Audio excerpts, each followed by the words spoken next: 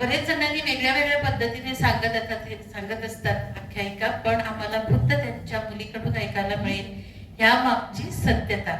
ताई तुम्हीच सांगावं.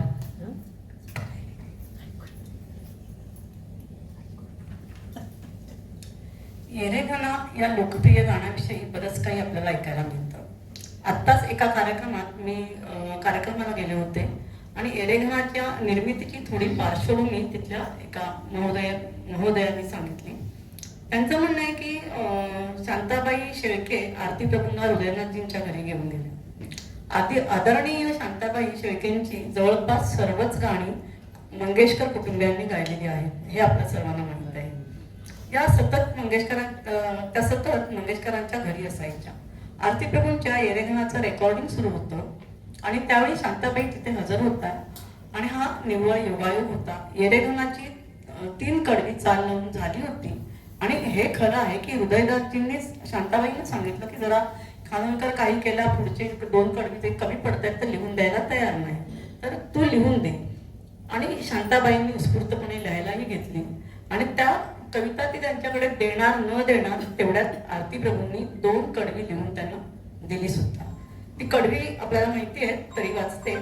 टाकली या घरदार नाचणार नाचणार, नको नको म्हणताना मनमोर भररान. देशपांडेंच्या आदरणीय सुनीताबाई देशपांडेंचा व्हिडिओ आठवतोय आणि त्यांनी त्या व्हिडिओमध्ये म्हटलेलं आहे की खानोलकरांना गची बाधा झाली, त्यांच्या डोक्यात हवा गेली कारण हे गाणं खूप प्रसिद्ध झालं वगैरे वगैरे. तर हा व्हिडिओ चक्क आपले लोकप्रिय लेखक पु ल देशपांडेंच्या आदरणीय पत्नींनी सुनीता देशपांडे केलेला आहे स्वतः. आणि हे चक्र मात्र खानोलकरांच्या मृत्यूनंतर सुरू झालं आहे आणि जर त्यांच्या हयातीत झालं असतं तर नक्कीच त्यांनी चोख उत्तर दिलं असतं. मला माहीत असलेली येरेघनाची सत्यता मी थोडक्यात सांगते. ती अशी की खानोलकरांनी कोकण सोडलं पण खानोलकर मनानं कोकणातच होते. येरेघना कवितेतला घन हा कोकणातला घन आहे. ते पूर्णपणे पावसाळ्यामध्ये खूप भावनिक व्हायचे आणि कोकण मिस करायचे. तर त्या कोकणातल्या घनाला ते या कवितेतून आवडत आहे. येरेघना येरेघना नाऊ घाल माझ्या मना, फुले माझी अळूमाळू वारा बघे चुरगळ. ते त्या कोकणातल्या घनाला हे सगळं कवितेतून सांगतायत की मला मुंबई सोसत नाही आहे.